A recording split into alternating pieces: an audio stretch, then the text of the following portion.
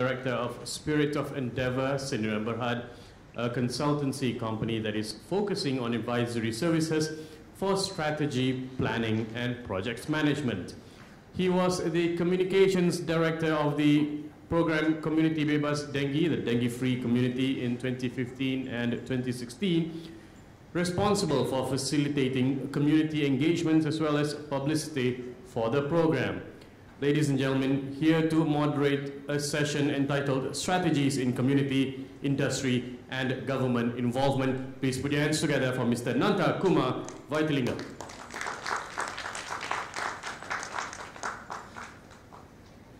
Thank you very much, Inche Adi Effendi, for the introduction, and a very warm welcome back once again after what was indeed a most hearty lunch. Respected Professor C.P. Ramachandran, moderator for today's conference, speakers and fellow participants for this second edition of Dengue360. We had indeed a most informative, engaging session this morning. We were able to listen to some very interesting deliberations on the role of community. We had a sharing of the One Malaysia, or rather the Dengue One-Stop Center. And certainly we were fortunate to hear unique experiences from the scenario in Laos.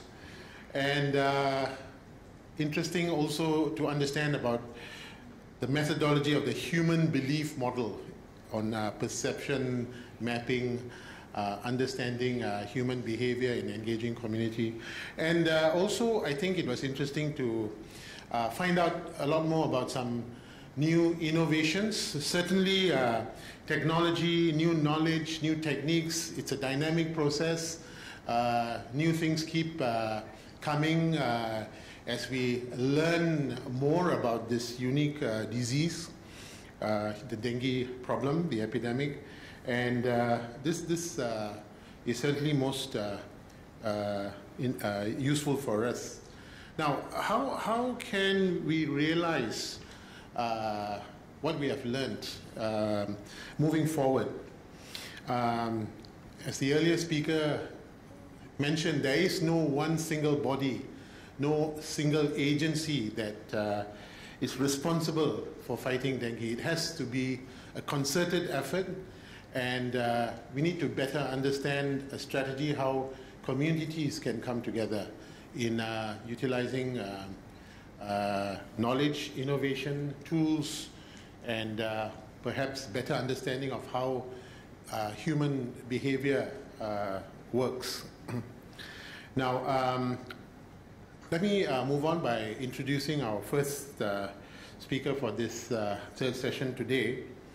Dr. Nazni Wati Ahmad from the Institute of Medical Research, Malaysia. This very important institution for development of knowledge in healthcare, medical knowledge in Malaysia, which is over 120 years old. Dr. Nazni is a senior research officer at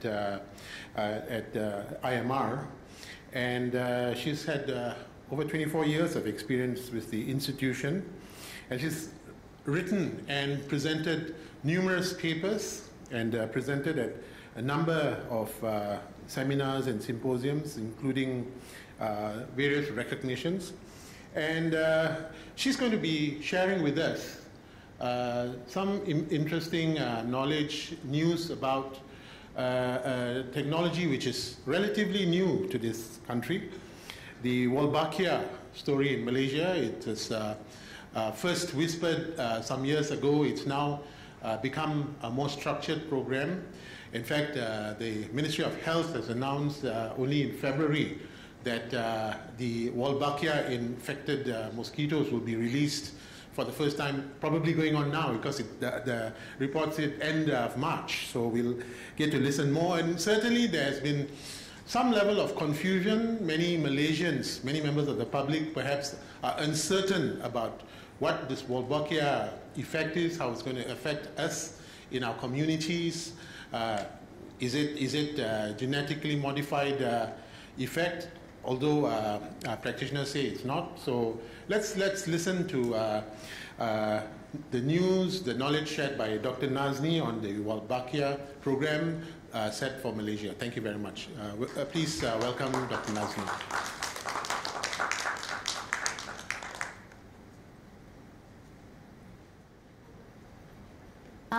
Thank you, Mr. Kumar, for the nice introduction. Good afternoon and Assalamualaikum, ladies and gentlemen. Yeah, the Minister has announced on 7th of February 2017 and the release has been conducted. Okay, let me move on now. So initially I would like to thank the organizers for inviting me to present, and especially Ms. Magala because she is the one who wanted me to present so much. Okay, so with this, I shall continue. Vector-borne diseases have directly or indirectly caused untold suffering to mankind since immemorial. And world's deadliest animals, as you all know, is mosquito, which has caused 7 to 725,000 deaths per year. And this is the top 10 deadliest animal, and you can see that mosquito is killing more than a million people, over more than 1 million people. I think most of you know what are the important mosquitoes. They are the Mansonia, Anopheles, Culex, Aedes, and Armigerris. And in this room, I'm sure all of you know that only female bites. The male do not bite. The dengue mosquitoes, if they breed, you will bleed, okay? So you should not breed these Aedes mosquitoes at your homes. And in order to control these mosquitoes, you must know the life cycle, because they have got two. One is the terrestrial, one is the water ecosystem. So you must know when to attack them. And the dengue vectors are the Aedes aegypti and Aedes albopictus. Other Aedes are the Aedes niveus, which normally is found on the treetops with the monkeys. Aedes aegypti comes in not 3 in 1, but 4 in 1. There is no yellow fever there. But luckily in Malaysia, we do not have yellow fever. So it's 3 in 1 with dengue, Zika, and chikungunya. There are several ways dengue mosquitoes can be controlled or eliminated. These methods are chemical control, source reduction, biocontrol agent, which is using Bacillus thuringiensis. You can also use repellent, or you can use mosquito coil. And we also developed a product known as MyMed. It's a trap where it can catch the infective mosquitoes as well as the non-infective mosquitoes. Of course, you have to do law enforcement to ensure that breeding does not take place. And it has been reported that 70% of Selangor folks in dengue hit areas don't allow fogging in their homes. That's the reason why it becomes more challenging to use chemical control and other control measures. So the key issues here are there's no specific medication, no highly effective vaccine which has been produced. Current strategy for prevention is community-based and integrated mosquito control. And for your information, as low as 2 to 3 female Aedes aegypti mosquito emerging every day in a locality of 100 people can be sufficient for dengue transmission. WHO praises Malaysia's effort in the fight against dengue. But still it is impossible to find the last 10% of breeding sites.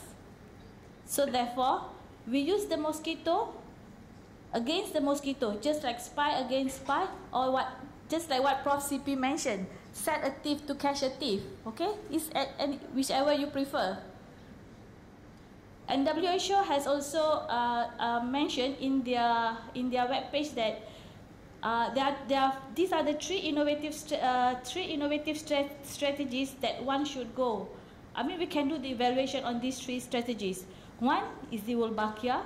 Second is the sterile insect technique, and I think you have heard Dr. Gulzamin presented this morning. And the third one is GM Aedes aegypti, genetically modified Aedes aegypti, which IMR has embarked on it, and we didn't continue due to some reasons. So therefore, now I bring to you Wolbachia Malaysia, which is the smart solution to dengue, Zika and chikungunya. The principal investigator for this project is Dr. Lee Han Lim. He's with us in this hall. And we also have Ms. Afiza, who is the co-investigator for this particular project. So therefore, new strategy is needed to control the Aedes mosquitoes and the disease they carry. So we have to think out of the box. And Wolbach was the first one who discovered Wolbachia. It was in 18 something, I can't remember exactly now.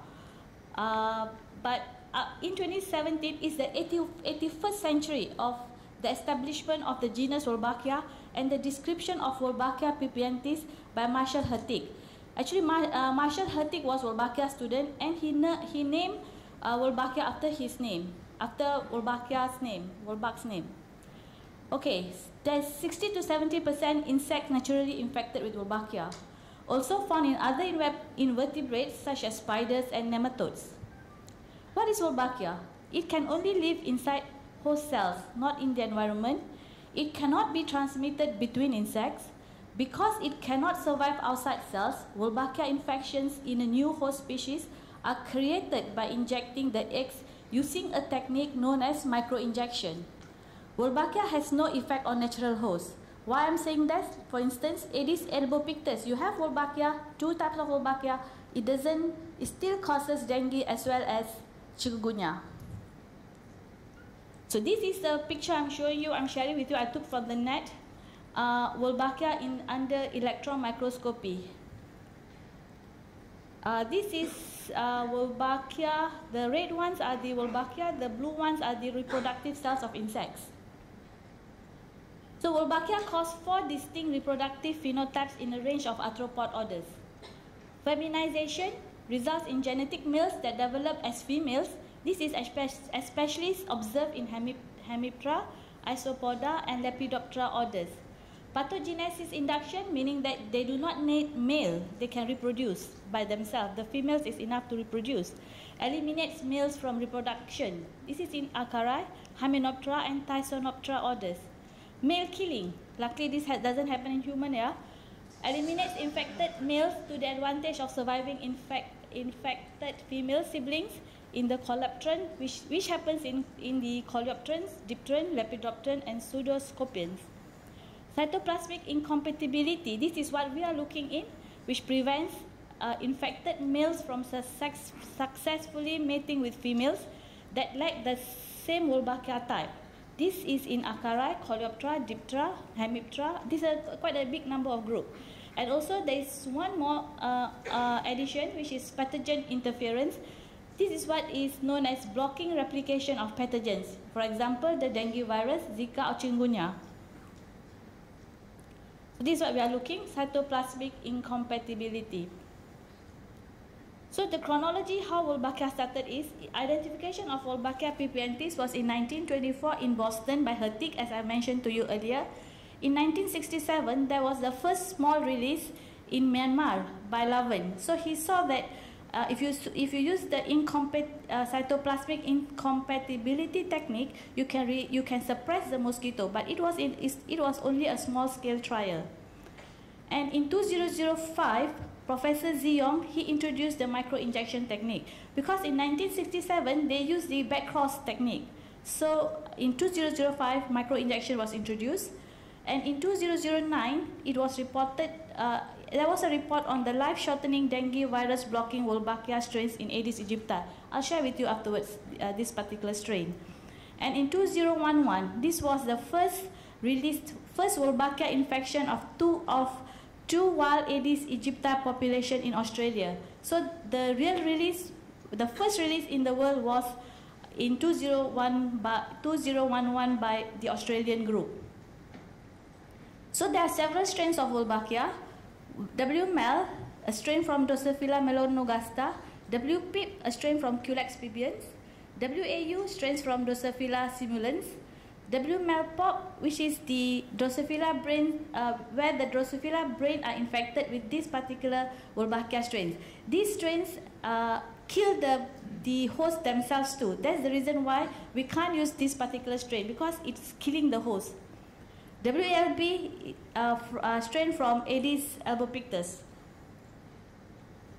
Okay, insect naturally infected with Wolbachia, including flies, butterflies. I'm just re-emphasizing. However, Aedes aegypti is not naturally infected with Wolbachia. It can only live inside host cells, not in the environment. And it cannot be transmitted between insects. You need to micro-inject. And this is the micro-injection technique. This is the needle, this is the X, which has been introduced by Professor Ziong, and there is a patent for this. So you can see the needle within the red and the X, if you are going to inject, it has to be less than 2 hours old. So once you inject the eggs, when the eggs hatch into larvae and they emerge into adults, the adults will have Aedes, the adults will have Wolbachia in them. And Wolbachia-based strategies, there are 2 types. One is the population replacement. That means you replace the population with Wolbachia, carrying Aedes aegypti carrying Wolbachia. And there is one more, which is population suppression.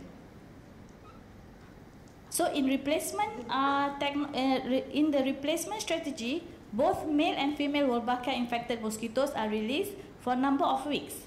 When they mate with the wild population, Wolbachia is transferred and spread into the wild population. So the goal of population replacement is to replace the wild populations with Wolbachia infected mosquitoes. And dengue virus cannot develop in Wolbachia infected females, Aedes aegypti. This method would require release of smaller number of mosquitoes that carry Wolbachia over a shorter time period. Here in Malaysia, we use this particular strategy, which is the replacement strategy. And in the suppression strategy, which Singapore has just released, they only use male Wolbachia mosquitoes. These males will mate with the female, and there will be no eggs. Okay? So sustained release of large number of male Wolbachia mosquitoes over a period of time will bring down the wild Aedes population. This method is used in Singapore. I'm sure in your mind is why Malaysia didn't go for suppression. I'm sure this is running in your mind, but there's a reason to it. So how the micro-injected Wolbachia affect Aedes mosquito? So we are releasing both male and female, okay? So Wolbachia female, she mates with wild male, all will carry Wolbachia. And wild female, if she mates with a Wolbachia male, this is suppression, okay? So no eggs will be produced. So this will suppress the mosquito. So at the same time, you have both suppression as well as replacement. Wolbachia female, she mates with Wolbachia male, all will carry Wolbachia. So the replacement strategy in which wild population will be replaced by Wolbachia infected Aedes. This is from Prof. Sinkins, where based on the experience in Australia, it requires at least 15 weeks for the Wolbachia to spread into the Aedes aegypti population. So it also inhibits replication of virus in Aedes aegypti. So you can see from here, it's published in Nature that the virus is being inhibited. You can also see in this journal, Cell, Host and Microbe. And this is from Prof. Sinkins' lab himself, where you can see that if you use WALB, it's 100% suppression, no replication. Okay, till today is 29, till 29 March, 10 countries has involved in Wolbachia infected mosquito field release, and Malaysia is number 10, okay? So in Australia, studies in 2 areas, they have shown that within 15 weeks after first release, 90% to 100% mosquitoes were already found carrying Wolbachia. This is Australia, and they use students to participate in their field release. In Brazil, they also have released the Wolbachia infected mosquitoes in Jujuba. And you can see that in Brazil, they have got a big factory to produce the mosquitoes, and also they go door to door to explain about the strategy. And there's also release done in Colombia, and this is the release site at the picture down here. In Indonesia, there's also, in Indonesia, Brazil, they have used this replacement strategy. And 10 months after release, Indonesia and Colombia, they have achieved 80 to 90% population replaced with Aedes aegypti carrying Wolbachia. While Wolbachia infected mosquito release was also conducted in Singapore and also in Vietnam. So Singapore, they took the advantage of male mosquito inability to spread disease to release a male mosquito. And after 6 months of their release, they have found the progress was actually their study. The objective of the study was to see how far and how high the Aedes mosquito can fly and how long they live. So from their study, they have found that Aedes aegypti, because they use 17-story building, it can go up to 17th floor. According to Prof. Ari Hoffman, because he was also involved, he said the mosquitoes went up to the top by the staircase. I don't know by lift or not, but it was through the staircase. And how far horizontally they can fly? It was 40 meters. And their life cycle was 7 to 10 days.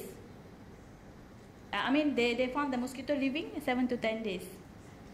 India is also thinking about using Wolbachia, but they are still interested in doing what you call lab studies. And according to O'Neill, Scott O'Neill, he mentioned that the cost of Wolbachia is $1 per person if you are going to commercialize it. But if you are not going to commercialize like Malaysia, we are going to help people, so there's no cost to it. So this is just to share with you. India is also thinking of doing it. And in Vietnam, they're also going to release 1 million mosquitoes in Nha Trang. And what is interesting here is that they mentioned that they have released earlier in 2013 and they have found 90% of the local mosquito already being replaced with Wolbachia infected in 2014. And another interesting thing is in their paper, they quoted Malaysia is going to release Wolbachia infected mosquitoes sometimes in next month, which is this month, March. Okay, this was in February.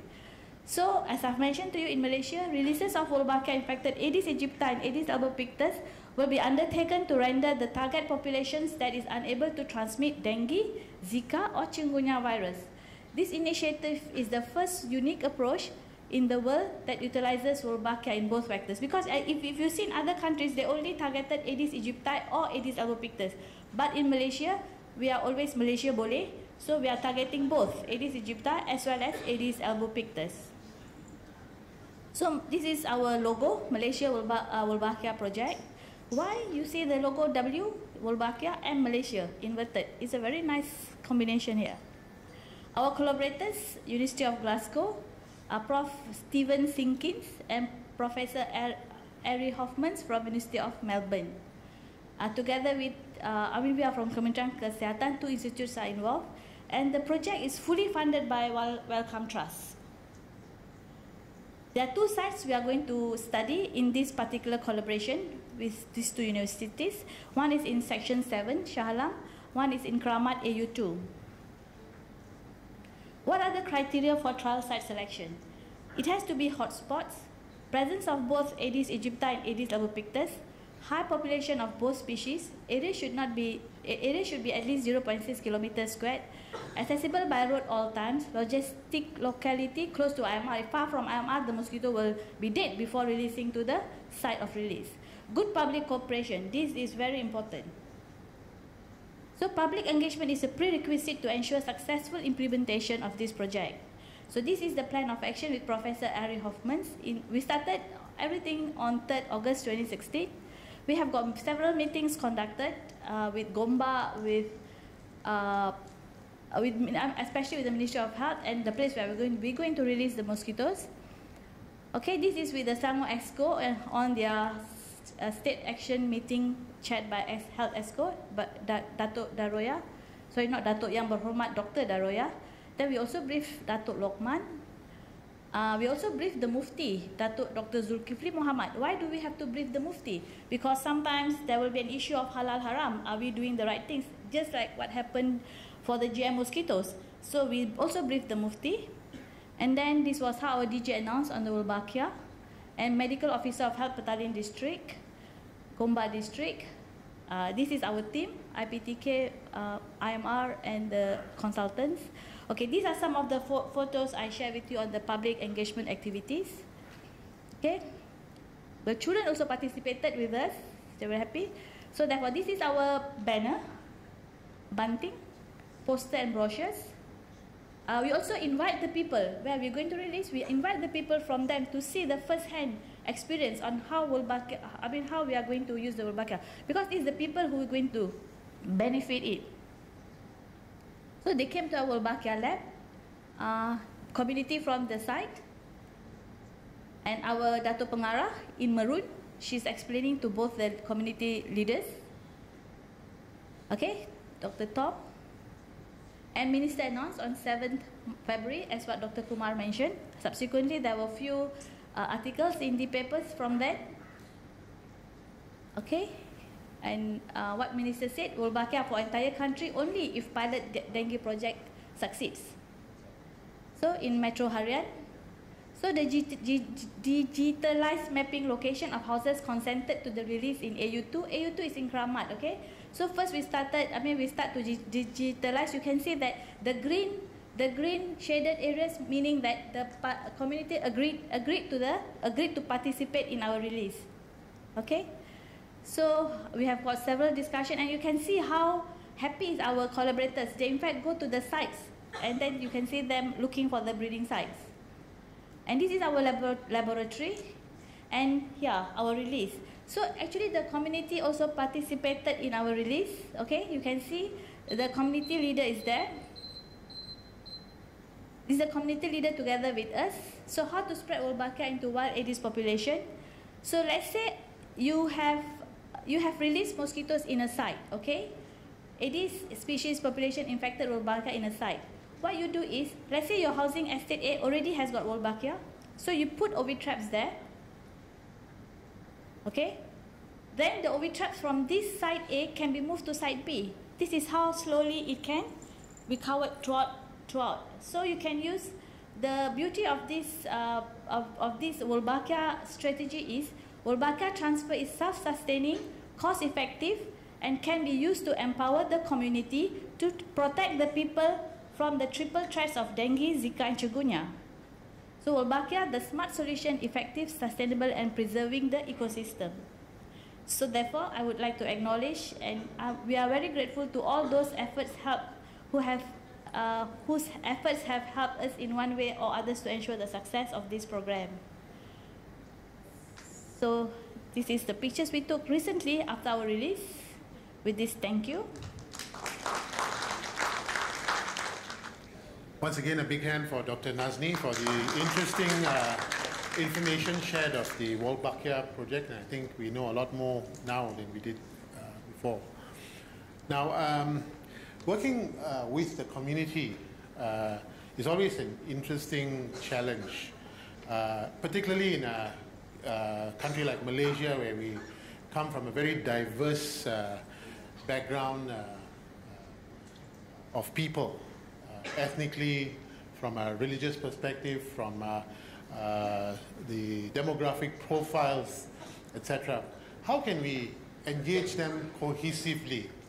This is one of the core objectives of the program that was initiated by Kementerian Sains, Teknologi dan Inovasi, MOSTI, Malaysia, when program Community Bebas Dengue, as it is titled, the Dengue Control Toolbox, developing a program to engage communities and the use of effective biotechnological innovations to radically address the growth of dengue in our various communities.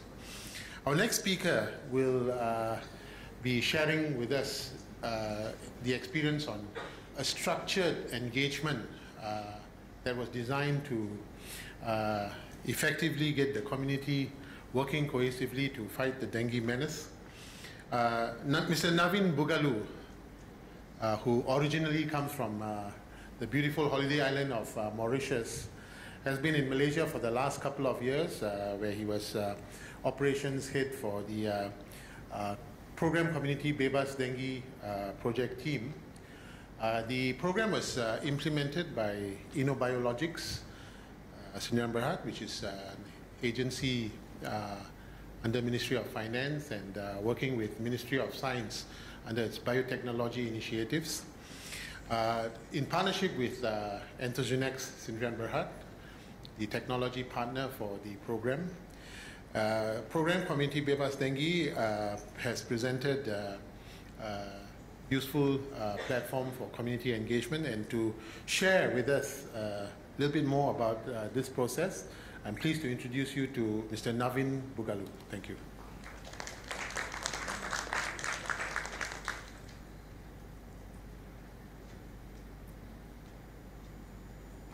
Thank you, Nanda. Thank you for the introduction.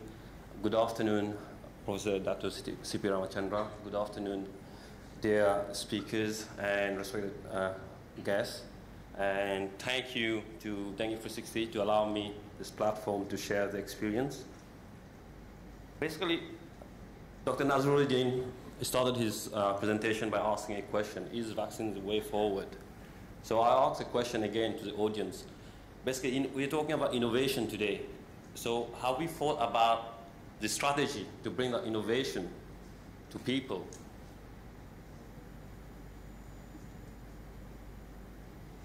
Basically, the strategy, just like in Community Bebas Dengue, first strategy that we thought about is how we bring our innovation to the community. So community engagement is critical for relevance. So the innovation, basically, what we do is just like how we bring it to the community. So we have to engage the community, the outreach of the innovation to the community. And whatever we learn from the community goes back as an innovation. So Community Bebas Dengue, which is for dengue-free community, is in itself an innovation. So I'll go through the process. Basically, I'll make it very short and snappy because mainly it's just like share the experience and our learning from the experience. So this was a 12 weeks implementation plan we developed. We identified the location. The location was the hotspot location. And we had to do a site survey to understand all the constraints, all the challenges. We had to form SBD team. SBD team stands for the Squad Bebas Dengue team. The Squad Bebas Dengue team is the volunteers from the community itself. So we had to identify them, activate them, basically train them as well, train them, give them knowledge, give them the tool that they require. And then together, hand by hand, we were down on the ground for 12 weeks of Community Bebas Dengue implementation. And after the 12 weeks, we also hand over the tools so that they can protect themselves indoor, because the activity that we did was outdoor, so how to protect them indoor. So they had the tools to protect them indoor. About 100,000 units of those tools were distributed across Malaysia, 4 states. So some of the pictures, basically to show how we did that. So first of all, to get the buy-in. To sell Community Bebas Dengue. So get the buy-in from the leaders. Always we know leaders will lead the group, will lead the team. So we had to present our program to the leaders, community leaders and local council, or just from the government side as well. So once we got the buy-in, then in a larger scale, do the presentation with the public, with the team, basically form the Squad Bebas Dengue team. And how we did that, we regrouped them, we explained about our protocol, our procedures, and we empowered them. So, well, it was, let me share, it was around 4 states, Johor, KL, Selangor, and even Kelantan and Melaka, so all adds up to 5. And that was a really large-scale program. So how do we do that? Just like with a lean operation team. So we had to get collaboration, we had to get resources, we had to get support. So we got support from university students, volunteers, UKM, National University of Malaysia, as well as the University of Science Malaysia. And we formed the team, which we call the Area Monitoring Team. And we had almost about more than 150 volunteer students working with us. They were also empowered to be the leaders, to lead the Squad Bebas Dengue team. Well, we have a team, we have a protocol, and we all were talking about communication. basically one of the communication tools that we'll use, how we'll get out the message. So nowadays, just like they say, social media is the media. So we have made use of the social media, we have made use of the WhatsApp group, we have made use of the Facebook, and through that, our key messages was to instill the greater awareness about the dengue, educate the target audience, and as well as once you've done number one, number two, it's important that we activate them as well. Upin Ipin. Upin Ipin, those who don't know about Upin Ipin, famous cartoon characters, just like very famous in Malaysia, very famous in Indonesia. And we produce 3 episodes of Upin Ipin, and they are available on YouTube. They were in national TV. By now, over 5 million combined viewers for those 3 episodes. And just like Dr. Ramesh earlier mentioned that they reach to the student, basically youngsters, it's easy. Just like educate them, they bring the education to the parents. So that was a hit. We brought Upin Ipin, creative, innovative communication channel. So I mentioned earlier, just like communities empowered with the knowledge and tools, just like those of the states across Malaysia, Selangor, Kuala Lumpur, Johor, Kelantan, Melaka. So we directly just like touch about 75,000 people throughout this program, 1-year program, but we were down on the ground for 3 months. Over 19,000 homes. We implemented the community bebas dengue-free community. Well, how we did this, how we achieved this, just like thank you for our support from the strategic partners and collaborators. Kuala Lumpur City Hall, Malaysian Health Promotion Board, InnoBio, universities, and obviously the platform was given, just like the multi-flagship initiative program. Also supported Pemandu, and thank you for Academy Science Malaysia. So this is what we achieved, just like in 2015, committees, 30 committees, 6 of those were study committees, just like Professor Dr. Hidayah is just like was running those 6 studies. And number of schools as well, we were involved, 10 schools in Melaka, Dengue360, Kuala Lumpur.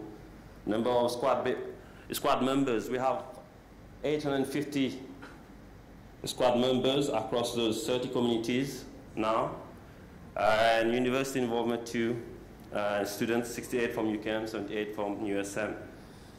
Basically, this is what we did, and I won't bore you. There's a short video about our journey, just less than 2 minutes. I'll play it just like so that we can recap how was the journey with KVD.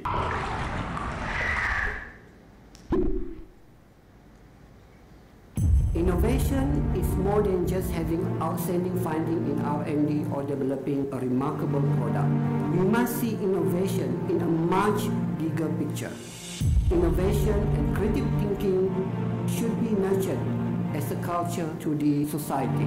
This will enhance the level of appreciation and knowledge in the society, and this will become an empowering tool for us to fight this.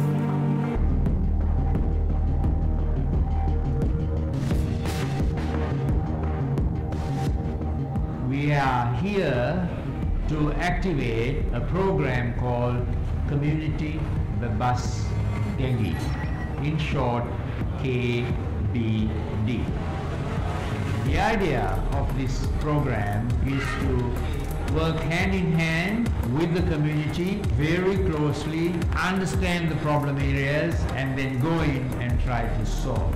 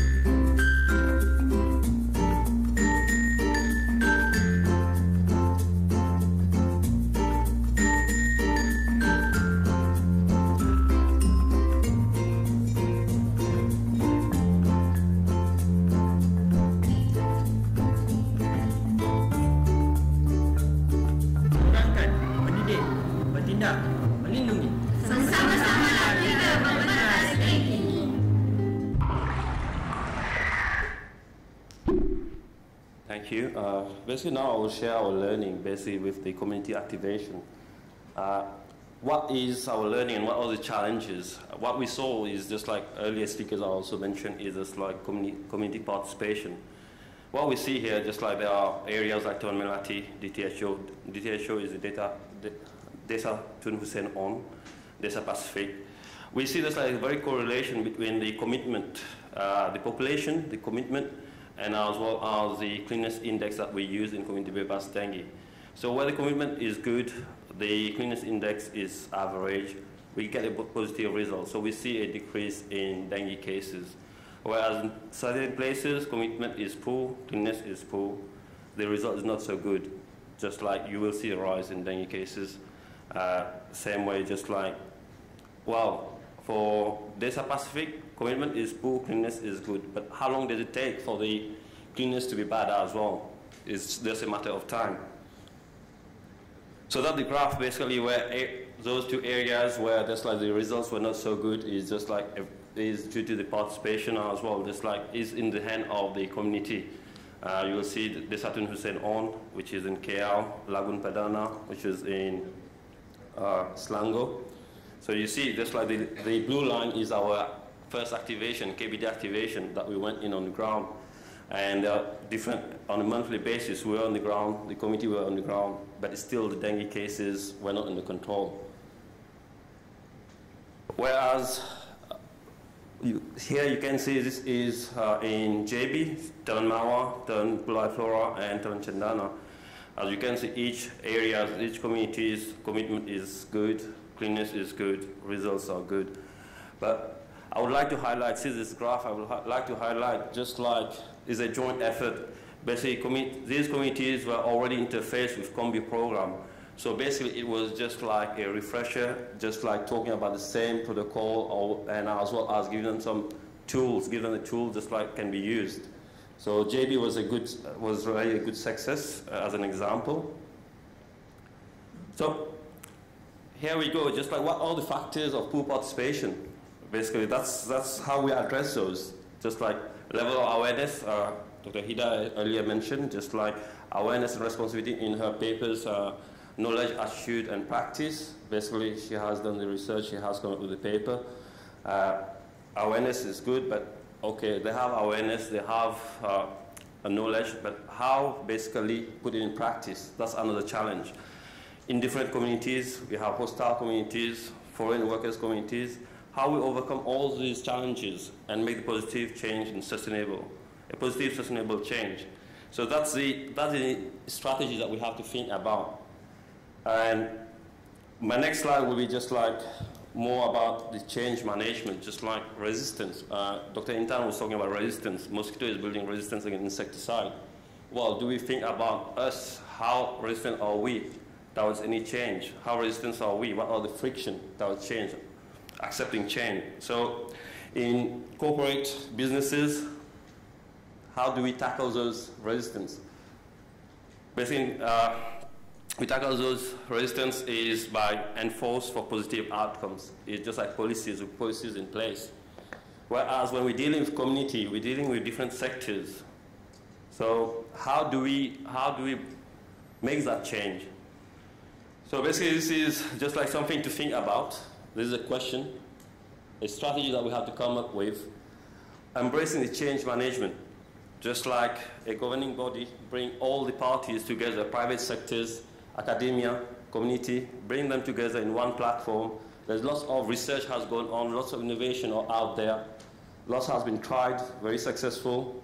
So how we do an integrated approach, a consolidated approach. So at the moment, we have to think about it.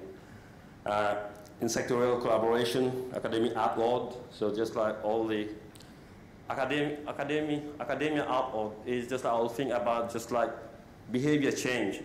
How we do behavior change, because it's all related to behavior change in people.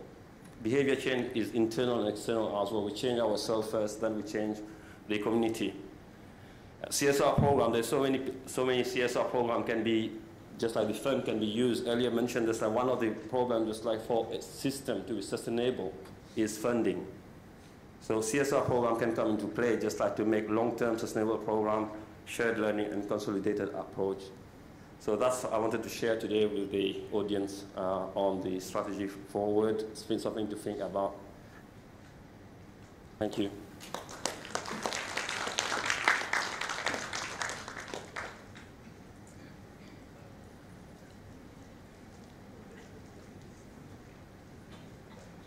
Thank you very much, Naveen. I'd like to call the two speakers back onto the stage, Dr. Nazni as well as Naveen, just to take some questions. It was certainly interesting. A big hand once again for Naveen Bugalu, sharing with us a structured approach designed from the Community Bebas Dengue program. Dr. Nazni, please come up on stage as well.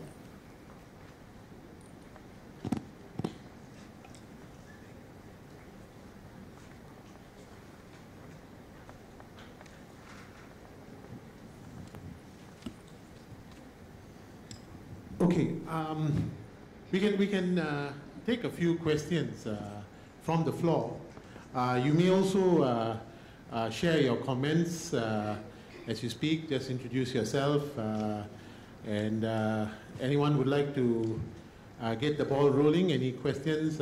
Please state who you want to direct your question to, or if you want to direct your question to both.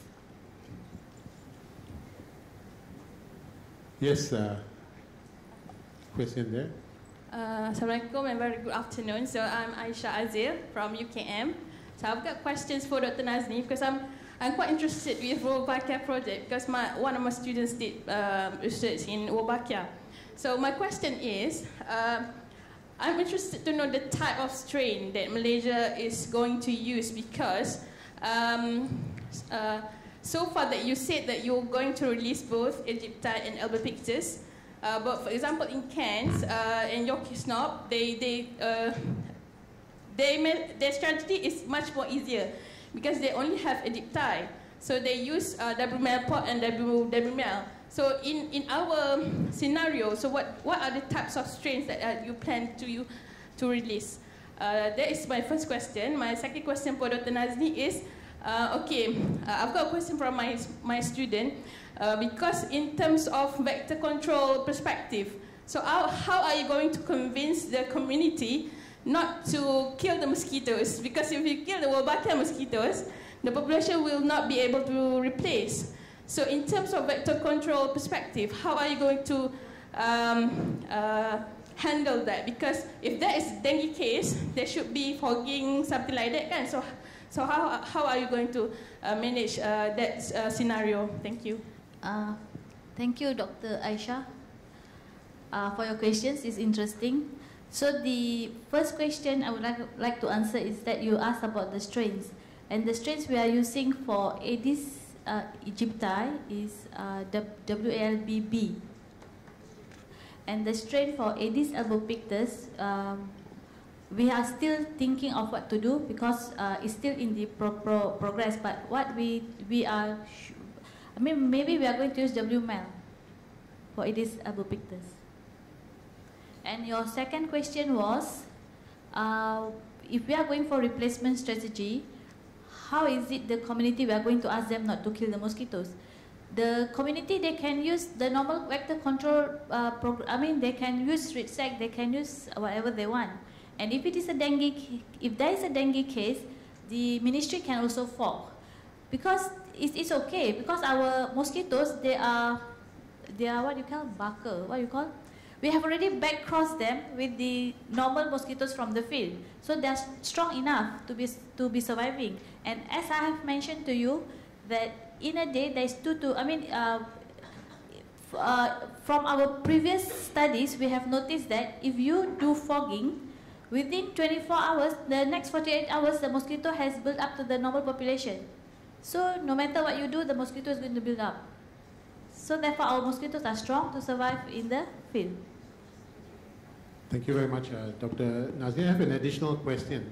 This is related to the impact or possible impact of introducing the Wolbachia program in Malaysia. How are our communities reacting to it? What do you foresee to be the key concerns or main questions that typical members of Malaysian community will be concerned about, and how should we address them?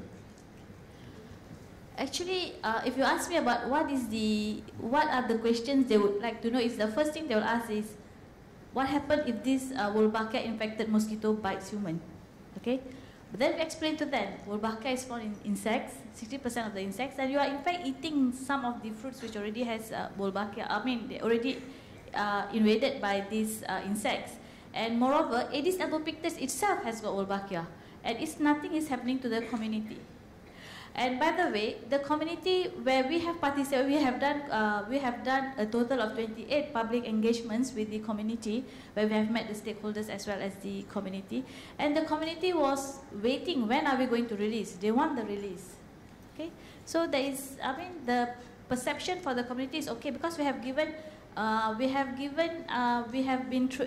guiding them, and we have been telling them, and we have been answering their questions. In fact, a total of 80 questions has arise from the community participation. Of course, it's very long, but the most common was, what happens if this Wolbachia infected mosquito bites human? Thank you very much. Any other questions, please, from the floor? I just want to ask, is there is any scientific study that, IMR done if, let's say, Wolbachia infected human? I mean, is there any research done? Or we still in the state of, as long as there is no new infective disease coming up, then Wolbachia is all right, is okay. That's one. Number two, I just want to ask about the rollout program of the whole Wolbachia rollout program. When did it start? And then why are you focusing on Shah Alam and Keramat? Number two. And number three, when is the evaluation or the result that can be expected from IMR telling that, this Wolbachia is effective to combat the dengue disease? What's the name? Sorry, could you introduce yourself, please? Oh, my name is Shida. Okay. Thanks, Ms. Shida, for your 3 questions. Okay, I'll answer your second question first. If you have listened to my presentation, I've mentioned the criteria for this site selection. First, it has to be a hotspot. Second, it has to be quite close to the IMR, and it has got both the Aedes aegypti and Aedes albopictus population in it. Okay, there are a few more. It has to be at least 0.6 kilometers square, because our study, and to roll out, we are not going to roll out now because we are still under evaluation. Okay, it's still with it's a research program with University of Glasgow and Melbourne. Okay, I've answered that. The first question was, what was it? I forgot. Is there any scientific? Okay, on Wolbachia. Yes. Okay, we have not, in IMR, we don't have any report on Wolbachia and how is it infecting human. There isn't. But as we know, these strains, they are already in insects, and they need insects to survive. So they cannot grow in human cells. Thank you very much, Dr. Nazli. I have a couple of questions to be directed to Navin.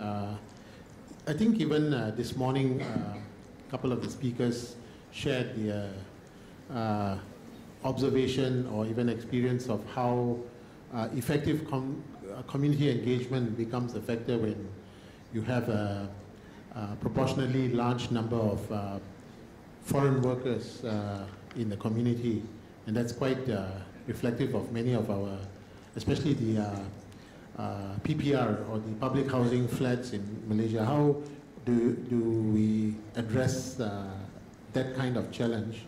Second question would be, what's the role or effect of incentives to the community in getting a buy-in or drawing a positive engagement by them?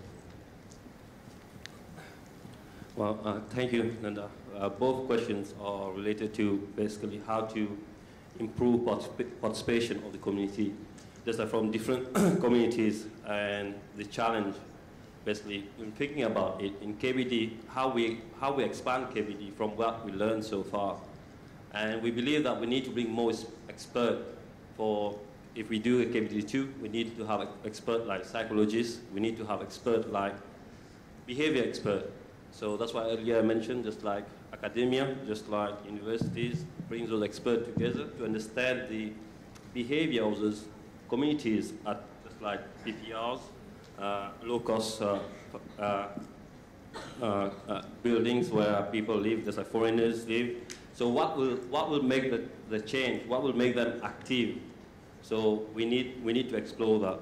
And then again, there's three ways, basically, to answer your second question. There's three ways, just like how we bring people out on the ground, make them active. There's one through just like by force, we enforce them by law. Just like another one is just like incentive that you mentioned about, we give them incentive. And the third way, which is the best way, is just like by their own will. That's what we need to find out. We can't just always try to just like push them or give them incentive. Let them come by their own will. Thank you very much. I'd like to do something a little bit different. I'm going to throw a question to the floor. I would especially like to pose a question to Dr. Phonpadith. Dr. Dith, can someone take the mic to Dr. Dith, please? He's in the fourth row on the right. Dr. Dith, maybe you know, in relation to the information shared by both Dr. Nazni as well as Navin, one from a perspective of introducing new innovations, new technology, and drawing down to how it comes down to communities accepting it. Of course, the dengue problem as it is very prevalent in rapidly urbanizing developing countries. So very much where Laos is right now. Maybe you have some comments or observations that you'd like to share with us? Thank you very much, Nandra. So I think, unfortunately, Laos not in the list of the pilot study. I don't know why. So I think as for the Mombakia, I think it seems to be very, very effective. But because Laos is the population is not a lot, but you know the country is a bit large. So I think if this tools is very effective, I think in the future we will try to involve in this project. So I'm not sure the results of of your study after maybe more than or 10 countries already involved, right? But maybe Laos will be next one, I hope. But also for the second presentation, I think this one we have been discussing with Nanthas to introduce this new tools to Laos. But since we haven't discussed more detail of the project, but I think it's that also many countries we have problem in evolving the community to participate in the dengue control. This is a big challenge in Laos because actually, if you think about incentive, yes, if it works, very short time. In Laos, we also try to do that way, but it works only for short time. But if you think about sustainability, I don't think incentive will work. Even Lao government will not have much money to pay for the volunteer in the communities or other activities. I think if, like you mentioned that if the awareness of the community, that's most effective. But we have to study. We have to find out what's the best way to do. Thank you. Thank you, Dr. Dith. I'd like to call on another gentleman who's been very engaged in community engagement. This is a tall, dark, and young, handsome man, Professor Dr. Suresh Govind, who's a very well-known academician and also very much a social activist working with various communities. I think you'll be able to share some of your observations and experiences from the perspective of disease control and community engagement. Yeah. Thank you. Thank you so much for inviting me to say a few words. In our experience in working with communities for the past many years, many years, see, we find that the approach most of the time is similar, whether it's dengue or we have been working with many other social problems. You're dealing with community. The behavioral aspects towards it is almost the same. See, A, you need to get them to be involved. B, you need to approach it with a very integrative manner. C, you need to get them to internalize so that the same problem does not appear. So it is 3I. One, you have to get them involved. Second, you have to have a very integrative approach. What do you mean by integrative approach? With the slides that Naveen showed, the last one. The community that is going to give you a problem, it will be the hostile community and the community that is showing indifference. Now, in the case of dengue, for example, it is nice. You show pictures and the community is participating. But it is in the homes of the indifferent people and the hostile people that mosquito can breed. See, we always say community engagement, it has to be the all or nothing law, especially when dengue is concerned. Because even if two homes have some water and stack somewhere, you'll get the same problem coming through. So most of the time what we do is that whenever we find people who are not coming in, we try and engage with them, because this is what community engagement means. Engagement is not just with the people who are implementing the programs. Engagement is with all the various people in that community. Hostile or indifferent, we need to get them on board. And there are ways of doing that, because everyone who is hostile is also telling you a message that they don't want to be participating in this program because it may be a government-centric program. There could be so many other messages that they're showing, but we need to interpret those messages and work with them and to bring them on board. And that's sometimes, that takes a little bit of effort, but it has been done. Second point of the thing is that the answer has to be precise, but it has to be pervasive. That's the other thing. Pervasive means, like when we go into community, as you have done so, working with the respective leaders, respective groups of people, one of the major components which you have not included in your battle with dengue is the empowering of NGOs. You see, you must not underestimate the powers of NGO. In NGO, there are hundreds and hundreds and hundreds of NGO registered in our place. And all of them, many of them are seeking for opportunity to participate in a program that is meaningful. Now, let's say you do your Wolbachia studies and everything else, and you empower the community, but you are going to come away from the community because you are 9-to-5 workers, and basically you are government servants. And so, but when you teach NGOs, and you have people going there to sustain those interventions, you find that there will be greater sustainability. In our experience, this has been the case. We find that we go inside there and work with the residents and people.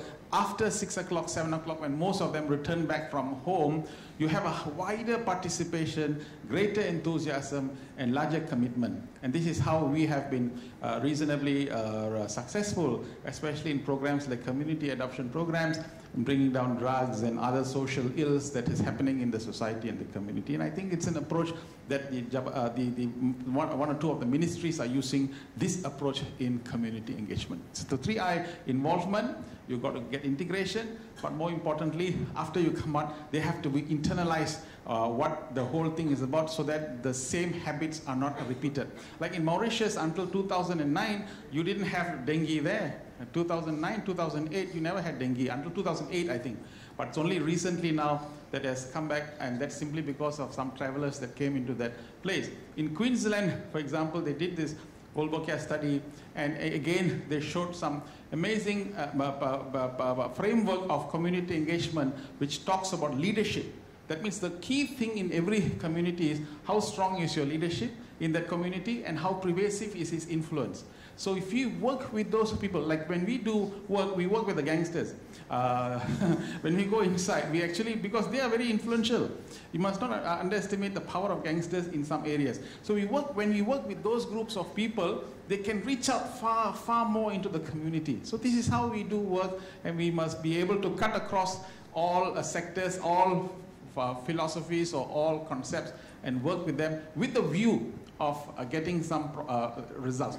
The third point, which is the final one, most of the time you find that we must try and create an epicenter of excellence, which means to say we can do many things everywhere, but in one area, continuous intervention on a sustainable basis over a time period involving multiple stakeholder intervention to see a significant reduction will create an epicenter of excellence. And I think epicenter of excellence will create role models. Often you find that people can do things here and there and touch everywhere, but it does not have significant impact. This is what we did a program in Sanpeng a few years back, where we worked in that area for 2.5 years, 3 years, consistently in that place, and brought a massive change in the landscape of certain social ills that the community was identified for. Thank you, sir. Thank you very much, Professor Dr. Suresh Govind, for sharing your observations and some most interesting recommendations. Are there any other questions that, or comments? We are open to take a few more from the floor. Yes, there's a question at the back, KV Sun. Right. I was part of the group that did the, kind of led the, not as part of the group, but led the whole implementation in the early stage of the community bebas dengue. I've come to a few opinions, but my apologies to Dr. Govind. I think I don't fully agree with some of the points. Number one, I think this internalization thing is overrated, I think. Sorry, being very blunt. Whatever we are trying to address with internalization and trying to community engagement, crimes have continued to go up, dengue cases has continued to escalate, right? I believe there's one more thing we have not seriously considered, which is behavior change, right? We have, when we look at addressing the situations of engaging community for dengue prevention, we have looked at how we engage the NGOs. We have looked at how to internalize. We look at education. These are, I think, they're very standard, straightforward ways of engaging the community. But the other point, with the aim of trying to build something that come out from internally, internalize. But we know that it's not going to work. It's tough. Okay? How do you internalize change? It's challenging, right? But human beings are interesting animals. We are behavioral animals, I think. We have not talked about, think deep enough into how we change behavior. Can we change certain things outside, externally, that can change behavior of human beings? What can we do? We need to study and bring in behavior change scientists to look at this area. How does our culture, understand our culture, how do we do behavior change? And we also need to engage people who are not traditionally in this field. Advertisers, psychologists, for example. How can McDonald's influence the behavior of children so much that they are able to get their parents to successfully buy them the McDonald's toys and sustain their business? There is something there. How do we get them to bring this thinking into community engagement and transform this change? So I think, I don't have answers, but I think we need to question and bring in these different disciplines, different ideas to activate the community to change. Externally, I think internally, the leaders will change. The grassroots people, very difficult. We are all followers. Most people are followers, right? I think we have to accept the fact. These are my thoughts. Thank you. Dr. Hida has some thoughts she'd like to share with us. Dr. Hida, as well as Dr. Zainul, who was one of our earlier moderators, were both academic advisors to the program. Thank you, Nanda. And I think one last question that I've been trying to contain myself not to ask the question, but I think I have to ask to Dr. Nazni. Well, you mentioned just now that the releasing of the Wolbachia infested mosquito need to be somewhere near the rearing facility, is like where the IMR. are you saying that these mosquitoes are weak mosquitoes, therefore it has to be released quite near to where it has been reared, or is there any other special reasons for that? Thank you. Thank you, Dr. Hida. Why I said it's supposed to be near the rearing facility is because we are still evaluating the program. So in order to get the good answer is that, we are testing our Wolbachia infected mosquitoes. So it has to be quite near to the rearing. It can go as far as Ulu Langat, or it can go as far as Sabak Bernam maybe. It's not that it's weak, but what we want is we want the mosquito to be strong. Not that on the way when we are taking too far, it will be dead. As you know, you have worked with mosquitoes. But since we are evaluating our strategy now, it has to be close so that we can prove the concept that is working. And in future, if let's say we are successful with this release, we have got so many insectaries in Malaysia. I think we have got plenty. In each state, they have got insectary. So what we are going to do, we are going to train them, and then they can breed the mosquitoes, the Wolbachia carrying mosquitoes, and they can release at their respective districts or respective states.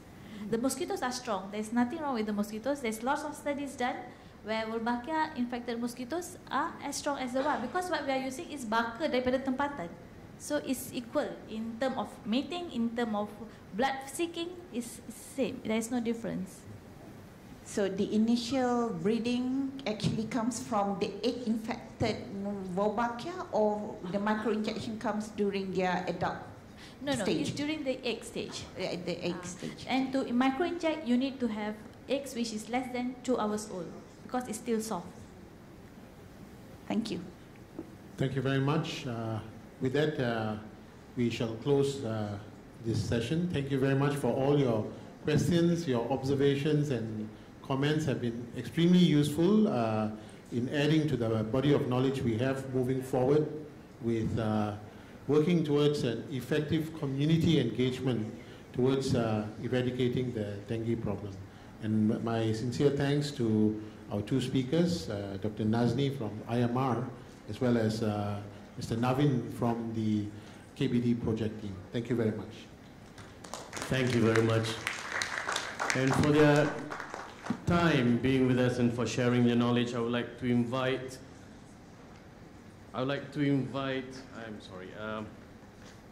Professor Emeritus Dr. C.P. Ramachandran to come up on stage and present the moderator and the speakers with a token of appreciation.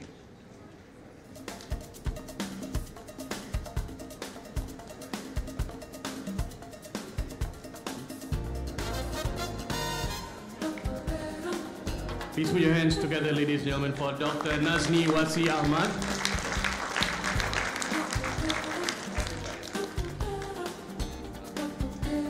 Mr. Navin Mbugalu.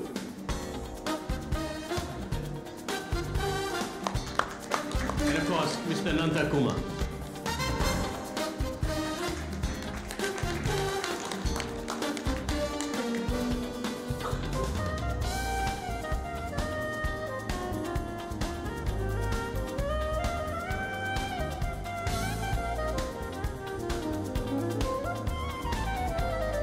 Thank you very much.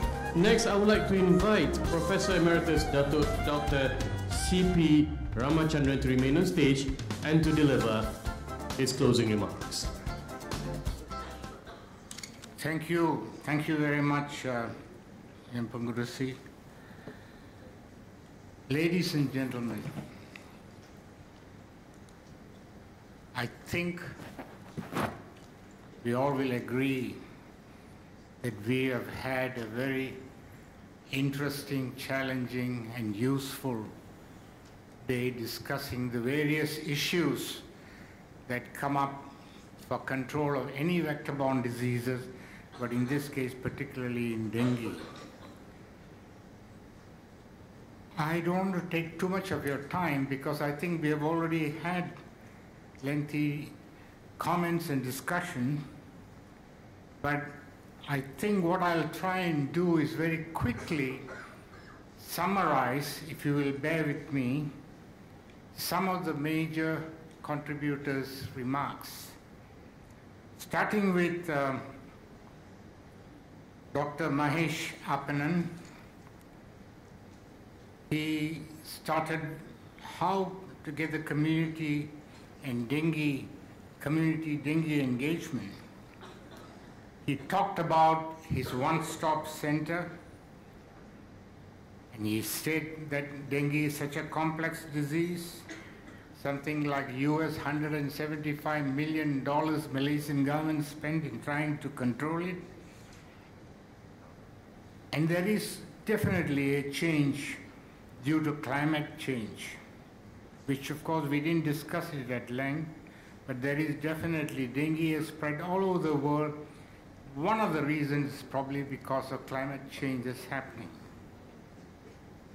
He also said that number of cases slightly reduced this year compared to the last year. And the MOH, Ministry of Health, is involved from year 15 to year 20, larviciding, fogging, using combi and other techniques. The challenges, however, remains, he said, there is a tidapa attitude of the people, of which is discussed to some extent. Dengue is not a sensational disease, so people don't particularly pay attention, and so on. But his main contribution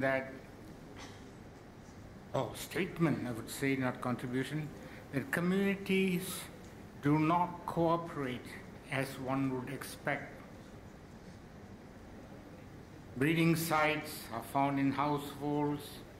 There is a blame game. You blame your neighbor or you blame somebody else. Although there is a lot of increased documentation to say all this, he said, let us sit back and ponder what are the solutions. The one-stop center which he has started, which has done incredibly good work, suddenly has no funds anymore to go forward. That is really sad. I think we all should pressurize the Ministry of Health and other ministries to support the one center, not only in Selangor, but in other states as well. So, he also suggested that the future plan for dengue control should be incentive-based intervention. In other words, we try to encourage people to do things, giving them some incentive, whether it's a cash or something is a different thing. He said, finally, his concluding words were, we don't do anything. Inaction kills, which I agree with him. Thank you, Dr. Mahesh, for those comments. Our second speaker was from Laos, who is Dr. Fidapit Zhang. Sorry, I probably didn't pronounce it correctly, who is from the Lagos Community Dengue Control, Vector Control Center. He presented the country's picture in Laos, which is fairly similar to ours as well as other countries in the region. He said there was an outbreak in 2016 and many cases of like 1,300 and something appeared, mostly in the younger age group of 20 to 25, which is also similar to us. And they had all the dengue serotypes 1, 3, and 4. And he had implemented a number of control measures in his country, mainly through the volunteers' help, volunteers in innovation. I think Professor Suresh also mentioned this. We need to get more volunteers involved, more NGOs involved. Students, using them to destruct the breeding sites. There should also be a family commitment. He also suggested that, I don't know whether it's feasible here in Malaysia, probably it does, guppy, using guppies to eat up the larvae. Also, he introduced the Dengue Control Week, which we probably have in a different way. But he was also concerned the lack of funding for some of these activities. Again, he mentioned the role of climate change. Then we had Dr. Hidayatu Osman, who spoke at length on the various aspects related to health belief and community knowledge and attitude towards prevention and various practices at the moment in townships in Selangor. She indicated there are something like 20,000 over cases and 50 over deaths reported recently, 94 hotspots, and she defined what a hotspot is earlier also as well. So the knowledge, attitude and perception is something important in the community,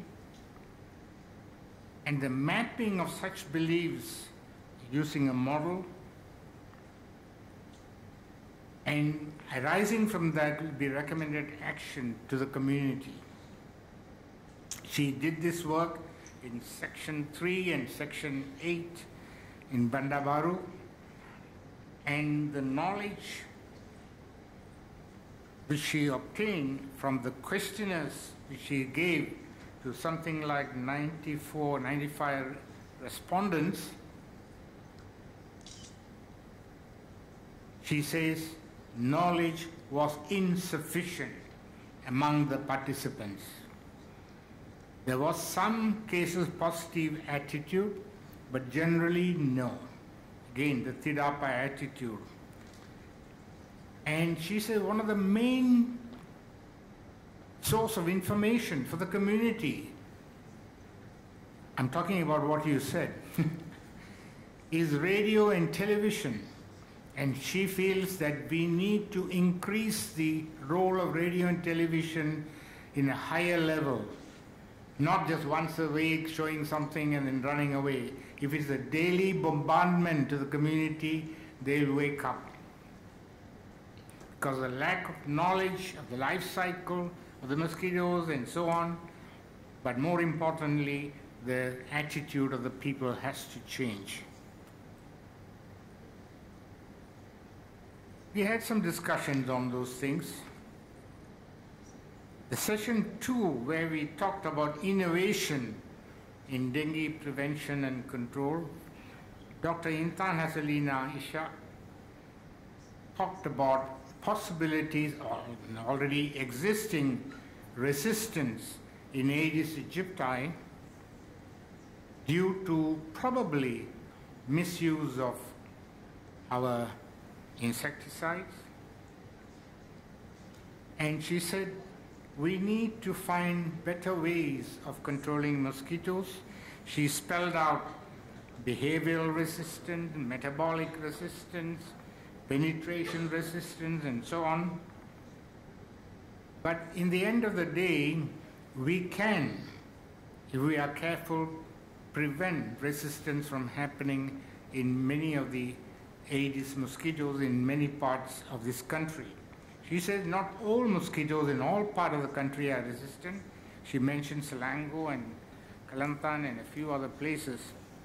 So there is a need for more coordinated and more creative approach towards using of insecticides, whether it is larvicide or whether it's adulticide. And she also said there are possibilities of using other methods like biological control, using fungal pathogens, and a combination of all these approaches may be better than just using chemical control alone.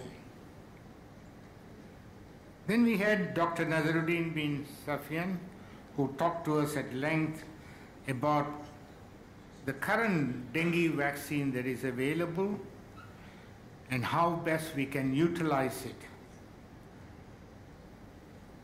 it. He said that the dengue vaccine, CYD-TDV, at the moment covers for all the 4 serotypes of dengue, and it protects something like 52 to 60%, particularly in the seropositive cases, and particularly in the younger age group.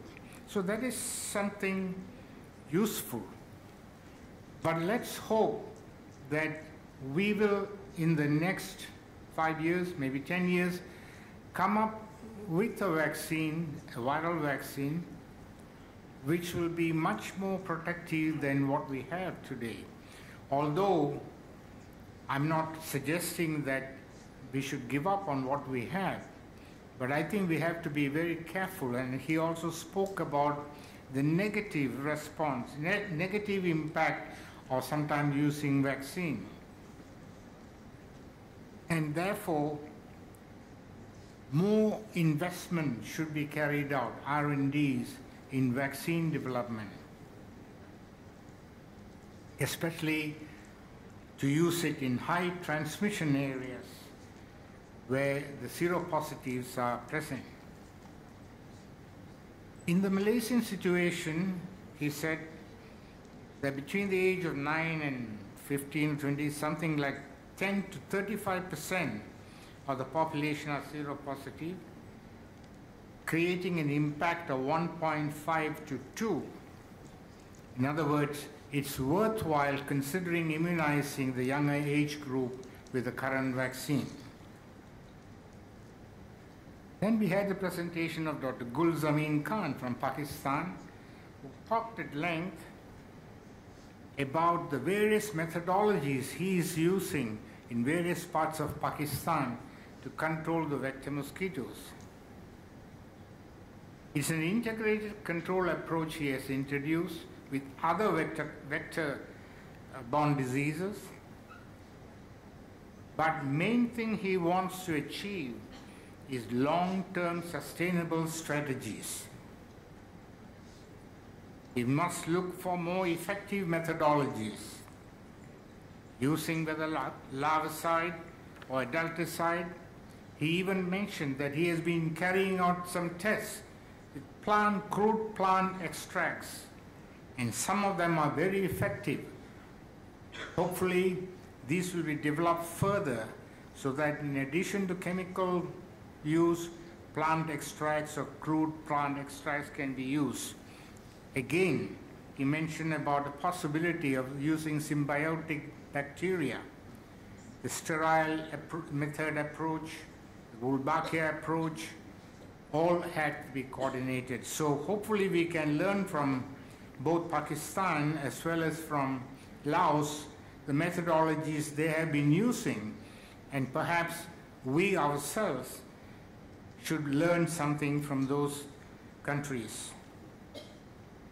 The third session was on strategies, which we just had and ably chaired by our friend. Dr. Nazni from the IMR had presented the possibilities of using Wolbachia as a method for control of Aedes aegypti and Aedes albopictus. It is a novel technology. It is a very positive approach because we're not interfering so much with nature, but we're using nature to control itself, as she said. It is a community-based approach, and hopefully it'll work. I think it should work, but it'll take some time for the Malaysian public to understand what the IMR is trying to do or the Nazni is trying to do. I think it needs a lot of exposure, understanding. Wolbachias, as she said, 60 to 70% of all insects are infected with Wolbachia. They live inside the insect host. It was first released or tested in Australia, but now it's being used in other countries, as she said, many other countries. There are two approaches towards it. One is the replacement approach, the other is a suppression approach. And here in Malaysia, I think you are thinking more of the suppression approach. No, so replacement approach. Both males and females will be released in the case of this Aedes aegypti and Aedes albopictus, correct? She said that at the moment 10 countries in this part of the world involved in this sort of work: Australia, Brazil, Colombia, Indonesia, Singapore, Vietnam, India, and now Malaysia. And again, she emphasized, like many others did, on the need for public engagement in this type of approach, because for the public, it's always somebody else doing the work. And when it comes to fogging and they see things happening, they think, oh, something is being done. But when you release mosquitoes, they may not understand. And it'll take a while before you can suppress. Now, I must add to it, Wolbachia will kill. Wolbachia infected mosquito will kill other mosquitoes. Recently, the Liverpool School of Tropical Medicine, where I was recently, again, Professor Taylor there has used Wolbachia drug, doxycycline, and more recently, rifampicin, to kill the Wolbachia in the adult worms of Onchocerca as well as lymphatic filariasis. In other words, until today, we don't have a macrofilariacide to kill the adult worms in humans in filariasis.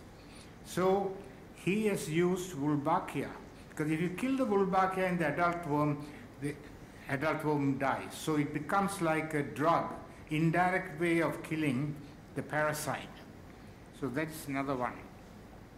And then we had Naveen, who talked about what experience in Mauritius and now here, community challenges, and community engagement, which again Professor Suresh Govind indicated as well. It becomes critical. Without the community engagement, community involvement, you'll never get anywhere. The community buy-in, he said. They need to be trained. The formation and training of community, their empowerment, involvement of students, communication through the social media. And he has done some of this in Selangor, Johor, and Kelantan, involving schools and universities. It is a hand-in-hand with community approach. Community, bebas community, whatever you call it. Community participation, community awareness, and finally sustainability of these approaches. That's the way forward, he said. He has to get involved, the private sector, the academia, the research institutions, the community, the government, and most importantly, try to have behavioral changes among the community. So, ladies and gentlemen, we have had some lengthy discussions on all these topics, and I think we are better educated today than yesterday in trying to look at issues from a broad spectrum perspective. We all agree there is no one way to control dengue. It has to be an integrated approach, looking at various things, whether it's a vaccine or chemotherapy, or whether it is better control, behavioral changes, and what have you. I'm glad that we are not alone in this battle. We in Asia Pacific, Southeast Asia, all of us are involved in trying to control dengue. And I would like to say that working together we'll be able to achieve success rather than working as one country or singly. And I'm hoping at some point, although ASEAN countries have discussed the problem of dengue, there is a need for them to bring together not just the ministers of health, that's fine, but to bring the people who are working in the field under ASEAN countries, Laos, Cambodia, Thailand, Malaysia, the Philippines, Indonesia, and we can then figure out how best we can approach it, because today you may declare free of dengue, but the neighbors have dengue, and so on. So we need to bring up this issue at the highest level of the government, at the Prime Minister's level. And hopefully the report of this meeting will be sent to the Prime Minister, and we must urge him to call for a meeting among the ASEAN groups to discuss this further at a meeting. I hope you agree with me, because this is an issue. In this conference, we're mainly focusing community-focused engagement and looking at new technologies. So it's an important, like Thailand, also done a lot of work, I know, on Aedes aegypti and so on. But we should not think in terms of one country or so. ASEAN region is one, and surely other countries will come to help us. So I don't know whether I made a reasonable summary, but I think it is an exciting day. We all learned something, and many of us will be working in dengue, hopefully for some more years, and whether hopefully we'll have a chemotherapy, a new drug, a new vaccine, or something. Hopefully the Wolbachia will work. So with that, let me say thank you again to all of you for coming here and making this day a very productive day. And I appreciate very much being here. Thank you. Thank you very much, Professor Emeritus. I'd like to invite you to please remain on stage, sir. Professor, I'd like to invite you to remain on stage. And we'd like to invite Dr.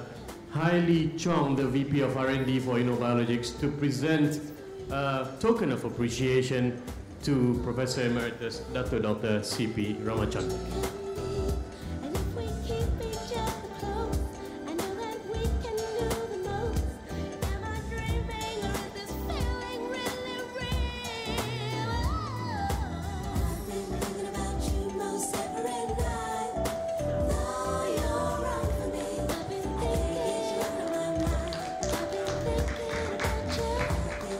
Thank you very much.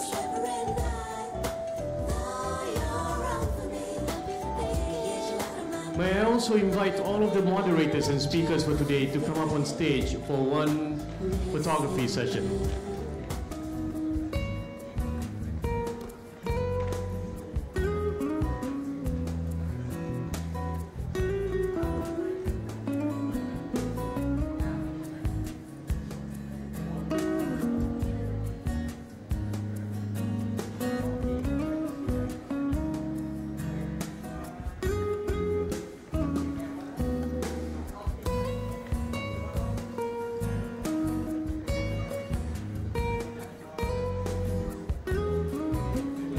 Let's give a very big hand to these wonderful people up here for spending the entire day sharing with us their knowledge and experience.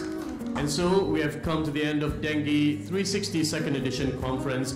We would like to thank the Ministry of Science, Technology and Innovation. We would like to thank the Academy of Sciences Malaysia, InnoBiologics, Entogenix, and of course to all of you here for being with us here today. We hope you have had a very fruitful day as we listen to notable speakers since morning and engage them in intellectual discourse. We hope that our battle against the scourge of dengue and Zika will live on beyond today. Video of today's session will be made available and we will inform you via email along with research and reading materials. For those who parked within the hotel's vicinity, please do not forget to validate your parking tickets. The validation machine is just across this hall, and you will then be entitled to a flat rate of 20 ringgit only. My name is Adi Effendi, and on behalf of the organizer, thank you very much. I wish you well.